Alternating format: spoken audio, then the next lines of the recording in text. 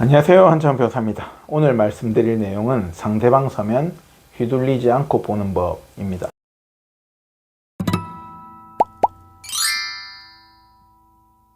소송에서 어떤 서면이든 간에 저희가 A라고 할게요. 우리가 뭔가 서면을 냈어요. A 서면을 냈어요. 그러면 상대방도 한 1개월 뒤에 상대방도 B도 서면을 내겠지. 우리 주장을 보고 뭐 반박하는 내용이 될 수도 있고, 공격하는 내용이 될 수도 있고. 근데 제가 진행하는 사건에서는 제가 이제 우리 의뢰인 A한테 상대방 서면을 바로 드리는 경우도 있고, 바로 드리지 않는 경우도 있습니다. 그 이유는 뭐냐면, 제가 알아서 다 반박이 될 것 같으면, 괜히 의뢰인께서 이 상대방 서면을 읽어보고, 뭐 불안감을 호소한다거나 그렇게 하실 필요가 전혀 없기 때문에 상대방 서면이 별 문제가 없으면은 제가 보통 보면은 반박 서면을 다 써가지고 반박을 다 써가지고 드리거나 뭐 필요하면 제가 반박 서면 쓰면서 필요하면 상대방 서면에서 어떤 주장 사항을 의뢰인한테 확인해 가지고 이제 반박 서면을 써가지고 드리면은 그죠?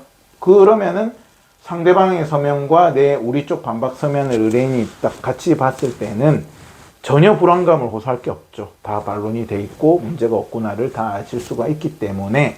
그런데 문제는 뭐냐면, 변호사님, 나는 상대방 서면을 먼저 보내주세요. 반박 서면 쓰기 전에 내가 먼저 보고 싶어요 해서 보내드리면 꼭 어떻게 됩니까? 상대방 서면만 읽어보고 불안감을 막 호소하죠. 이렇게 되면 어떻게 되냐면 사실은 상대방 서면을 우리가 모든 이제 소송도 승부고, 우리가 올림픽 경기도 마찬가지고 권투 경기도 마찬가지고 모든 승부에서는 심리적인 요인이 커요. 심리적인 요인이 크다는 건 뭐냐면, 내가 막 불안감을 호소하고 쫄아있고 이래버리면 내 심리가 위축되어 있으면은 제대로 이성적인 내가 무엇을 해야 될지를 딱딱딱 짚어가지고 객관적이고 이성적인 판단이 제대로 되겠어요? 안 되겠어요? 잘 안 되죠.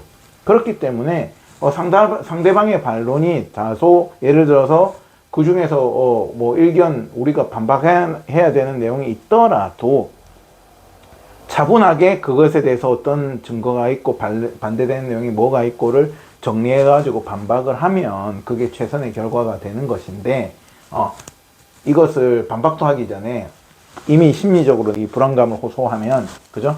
실제로 이러면은 반박 준비를 하는 것도 제대로 잘 이루어지지가 않습니다. 우왕좌왕하죠. 내가 불안감이 있으니까.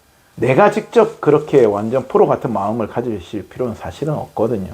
그렇기 때문에 내가 변호사를 제대로 선임하고 변호사에 대한 믿음이 있다면 내가 심리가 안정적으로 변호사가 문제가 있는 부분이 있으면 나한테 당연히 이야기하고 확인하고 물어보고 자료를 찾겠죠. 그렇기 때문에 나는 안정적으로 가시면 되는데, 이제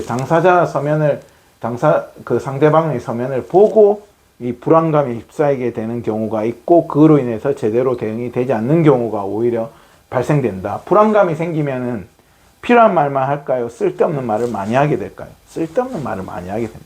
정작 필요한 말은 제대로 못 찾아요. 그죠? 정작 필요한 증거는 제대로 찾지 않고 쓸데없는 말들만 막 늘어놓기 시작하죠. 그렇게 되면 상대방 수에 말린 게 되는 거예요. 결국에는. 자, 오늘 주제는 뭐예요?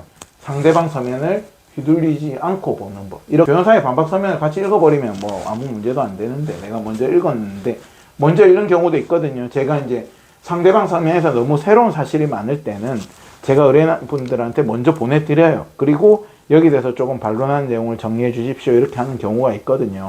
그 경우에는 이제 먼저 읽어보시게 되겠죠. 자, 저도 상대방 서면을 볼 때 무조건 이 원칙을 지켜서 합니다. 첫 번째는 우리 서면을 먼저 본다예요. 우리 서면을 먼저 본답니다. 자, 소송에서는 저는 어떤 스타일이라고 해서 소송 초반에 이 사건에 대해서 제대로 풀어내고 이 사건에 대해서 제대로 프레임을 짜가지고, 그 프레임이란 건 뭡니까?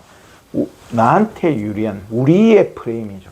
A의 프레임. 제가 우리 의뢰인이 A면 A한테 유리하게끔 프레임을 짜고 증거를 넣고 사실관계를 정리해가지고 딱 제시했잖아요. 그런데 상대방 서면이 들어오는 것은 보통 1개월 이상 시점이 지났을 때 들어오잖아요. 그러면 이 글을, 이 A의 서면을 쓴 저도 한 1개월이 지나가면 이 내용을 세세하게 다 기억을 하겠어요? 그렇진 않다고요. 자, 그러면 이 A 의뢰인 사건에서 이제 B가 반박 서면을 제출했다. 내지는 여기에 대해서 자기가 재공격하는 서면을 냈을 때는 저는 무조건 어떻게 하냐면 상대방 서면, B의 반박 서면이 딱 왔잖아요. 그럼 그 서면을 안 봅니다. 일단 안 보고 우리가 기존에 냈던 서면을 먼저 읽어요. 제가 쓴 내용이고 우리가 기존에 제출한 거니까 금방 읽겠죠, 내용을. 그러면은 내 머릿속에는 뭐가 탑재됩니까?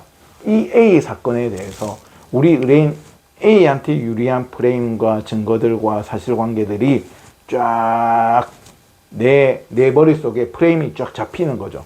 그러면 A한테 유리한 프레임이 내 머릿속에 딱 박힌 상태로 B가 제출한 서면을 딱 보면은, 딱 읽어보면은 이제 A, 우리 사실관계 다 정리되어 있고 하기 때문에 딱 읽어보자마자 앞뒤 사실하고 안 맞는 주장이라든지 말도 안 되는 주장이라든지 우리가 이미 명백히 제출한 증거에 대해서 뭐 말도 안 되는 변명을 하는 내용이라든지가 다 보여요. 첫 번째. 아시겠죠? 그러면은 변호사님, 저는 상대방 서면을 보면 막 메모를 합니다. 방금 우리 서면을 읽었기 때문에 이거는 말도 안 되는 증거고 이거는 우리가 제출한 증거에서 완전 반대되는 뭐 변명성 주장에 불과하고 뭐 나머지는 뭐고 하는 거를 쫙 메모를 해나가죠. 그러면서 상대방 서면을 본다는 거예요. 첫 번째, 그러면 우리 서면을 상대방 서면을 읽기 전에 우리 서면을 먼저 읽어서 우리한테 유리한 프레임을 내 머릿속에 각인시키고 상대방 서면을 보면 그 주장들이 마치 매지가이 입체적으로 보이듯이 뭐가 상대방 서면 중에서도 우리한테 공격이 되는, 또 우리가 제대로 반박해야 되는 중요한 내용이 있을 수도 있죠. 그것도 마찬가지로 우리의 프레임을 제대로 내가 각인시키고 상대방의 글을 읽어버리면 말도 안 되는 소리, 이거는 뭐 가치도 없는 소리, 이거는 새로운 주장이고 상대방도 증거를 냈기 때문에 이거는 우리가 좀 제대로 반론해야 될 내용, 또 이거는 또 쓸데없는 내용, 이렇게 다 구분이 돼요. 구분이 되면 그렇게 이제 우리가 반론을 해야 될 내용을 제가 보통 보면은 반박 서면을 쓰면서 의뢰한테 확인하고 묻고 한단 말이에요. 아시겠죠? 첫 번째는 그래서 우리의 프레임을 내가 내 머릿속에 다시 상기시키고 상대방 서면을 보시라는 거예요.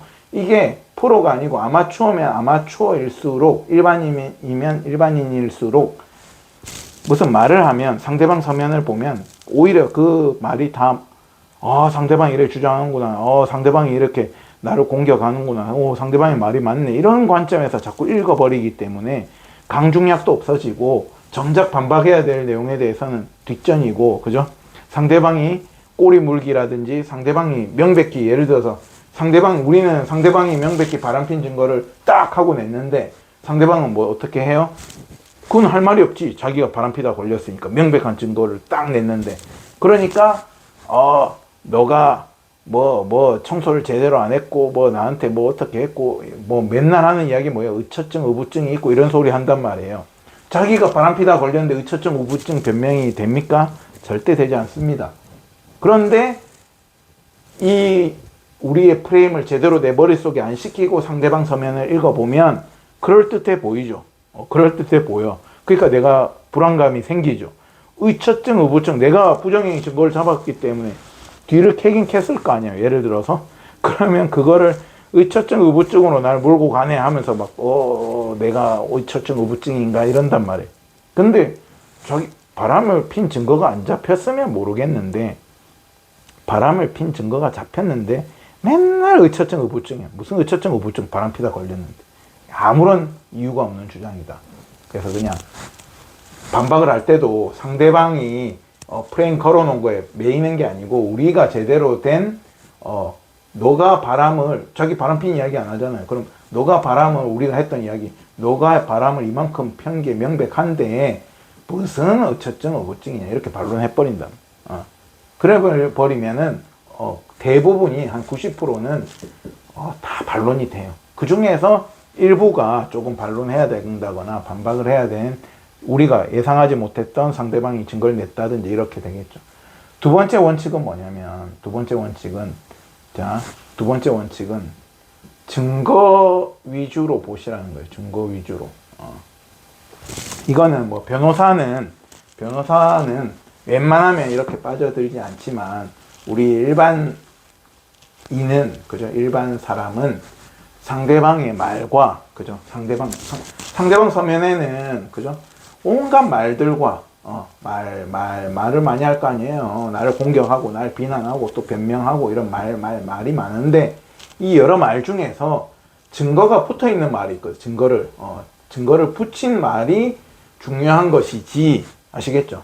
증거도 없는 말들은 하나도 중요하지 않아요. 자기가 입증해야 되잖아. 이게 B가 자기가 뭔가를 주장하려면 입증을 해야 되지. 말로 해결이 되는 게 있냐는 거예요. 말로는 상대방 머리에 뿔이 있다고도 주장할 수 있죠. 그럼 상대방 머리에 뿔이 있는지 없는지는 자기가 입증해야 되잖아. 결국엔. 말로는 해결되는 게 없다는 거예요. 말이 증거랑 어느 정도 결부돼가지고 이게 효력이 생길 수는 있지만, 아무런 증거도, 예를 들어서 내가 때린 사실이 없는데, 그죠? 나는 상대방한테 때린 사실이 전혀 없어. 그런데 A는 B가 바람 폈다고 해가지고 우리 A는 증거를 딱 명확하게 해서 냈더니만, B는 뭐라고 얘기해요? 바람 핀 거는 자기가 핀 게 맞으니까 그건 말 안 하고, 저 상대방이, 남편이 나를 때렸다, 이런단 말이야. 증거는 하나도 없어. 말뿐이나 때렸다. 그럼 우린 뭐라고 하면 돼요? 거짓말 하지 마라 하면 되지. 내가 안 때린 걸 뭘 입증을 해? 입증할 필요 없어요. 안 때렸다고 일축시켜야 되는 거지. 그날 예를 들어서 때렸다 하면서 예를 들어서 추석에 막 거짓말을 섞어 넣었다고 치자고요. 추석에 어쩌고 저쩌고 해가지고 신발장 앞에서 내 머리를 뭘로 해서 툭 하고 때렸다, 이렇게 주장을 했다고 치자고.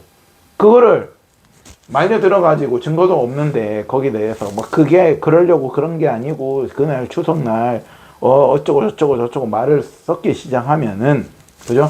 상대방이 바람 폈다는 명백한 증거는 온데간데 없어지거나 원오브된 증거가 돼버리고, 상대방이 말로만 공격한 것에 내가 휘둘려가지고 내가 때렸네 안 때렸네 쟁점으로 끌려간다는 거예요. 근데 이게 이 상대방 서면을 읽은 우리 의뢰인의 심리가 불안에 쌓여 있어. 그래서 뭔지도 구분도 안 되고, 상대방이 나는 때린 적이 없는데 억울한데 날 때렸다고 이야기하니까 변호사님 반박해달라고 이렇게 상대방 증거도 없는 말에 대해서 이만큼 주장을 한단 말이에요. 그러면 소송을 상대방이 걸어놓은 프레임에 매여 가지고 들어가자. 소송 내가 위자료 청구해 놓은 거 부과가 안 돼도 되고, 엉망으로 내가 말싸움으로 들어가 가지고 이기든 지든 모르겠다, 이렇게 사건이 흘러가거든. 그렇기 때문에 당사자분들이 불안감을 가지지 않으시려고 노력하시는 게 매우 중요하다. 그게 제일 좋은 거는 변호사를 신뢰해 가지고 변호사가 하자고 하는 대로 하시는 게 맞는 거고, 그죠?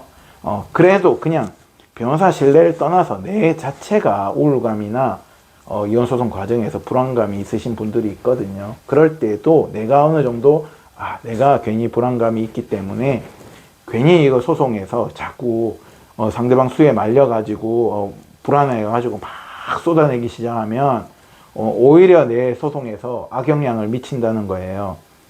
자, 냉정하게 생각해봐요. 의뢰인께서 보세요. 상대방 서면 불안감에 온갖 100마디 이야기를 했다고 치자고요. 100마디 이야기를 했다. 쓸데없는 말만, 중요한 말은 하지도 않고. 그러면 변호사는 제가 편하려고 하면 뭐예요? 얘가 그대로 내드리는 게 제일 편하지, 변호사는. 그런 변호사 많잖아요. 그죠? 그냥 의뢰인이 주장하는 거 그대로 내드리면 되지. 그럼 우리는 또 저기도 근데 이렇게 되면 결국에는 원망을 듣는 게 결과가 안 좋게 나오거든. 우리가 위자료, 부정행위 증거 명백하게 했는데도 불구하고 위자료 쌍방 기각이 나와 버린다거나, 그럼 결과가 안 좋게 나오면 변호사한테 결국에는 원망이 와야 안 와요? 옵니다. 옵니다. 그래서 저는 그게 싫기 때문에, 의뢰인들께서 상대방 서면 보고 불안감에 막 100마디씩 하시는 분들이 있거든요. 그러면 또 의뢰인하고 이야기해가지고 이거는 빼야 되고 넣어야 되고 뭐 설득을 하든지 해가지고 결국에는 뺄 건 빼야 되거든. 그러니까 그런 부분에 대해서 내가 불안감에 쌓였는데 그게 변호사의 신뢰도 뛰어넘는 불안감이다 이래버리면 변호사 말도 안 듣습니다. 무조건 내가 하자는 대로 해야 돼. 내가 불안하니까. 그러면 소송을 망치자는 길이고, 변호사는 내가 돈 주고 선임한 변호사잖아요. 변호사가 의뢰인을 말릴 이유가 뭐가 있어? 하자는 대로 다 해드리면 얼마나 편해요, 변호사는. 의뢰인 100마디 써준 거 그냥 내면 돼요. 그건 아무 일도 아니야. 근데 그거 그렇게 하면 안 되고, 이거 상대방 프레임에 말린 거고, 이건 뺄 건 빼야 되고, 이거는 강조할 건 강조해야 되고, 핵심적인 거 짚어야 되고, 하기 때문에 사실은 힘들거든요. 그래서 의뢰인분들이 상대방 서면 보고 이렇게 불안감에 안 휩싸이게 하는 게 사실 중요해요. 변호사 입장에서는. 그래야지 정작 중요한 거에 집중해가지고 우리가 현명하게 소송을 풀어나가서 결과가 좋게 나오거든요. 그렇게 했을 때만이. 그래서 사실 중요한 거고, 상대방 서면을 제가 먼저 드리는 분들 분명히 있어요. 그것은 상대방 서면 내용에서 보시고 내가 간단하게 뭐 긴지 아닌지 사실관계를 확인한다거나 이런 것들을 확인하기 위해서 드리는 경우는 있거든요. 있는데 너무 상대방한테 상대방의 쓸데없는 말들에 내가 너무 심리가 위축되실 필요가 없다는 겁니다. 그리고 위축되지 않기 위해서는 두 가지 방법을 지키시면 된다는 거고, 우리 서면을 먼저 읽는다. 두 번째는 증거 위주로 본다. 상대방이 100마디 말을 쏟아내도, 그래, 내가 도깨비고, 내가 내가 바람을 폈고, 내가 자기를 때렸고, 온갖 이야기를 다 하는데, 그래, 네가 증거를 낸 게 뭔데? 이렇게 보면, 낸 거 별로 없어요. 낸 게 없거나, 아니면 전혀 그 상황과 관계없는 증거를 엮어놨거든요. 그러면 사실은 반론은 뭐에 대해서 하는, 상대방이 낸 증거에 대해서는 반론을 해야 돼요. 그게 증거가 의미하는 바가 그게 아니라는 거는 설명을 해야 될 거 아니에요. 그렇기 때문에 아시겠죠? 꼭 기억을 하셔야 돼요. 우리 서면을 먼저 봐서 우리 프레임을 머리에 넣는다. 증거 위주로 본다.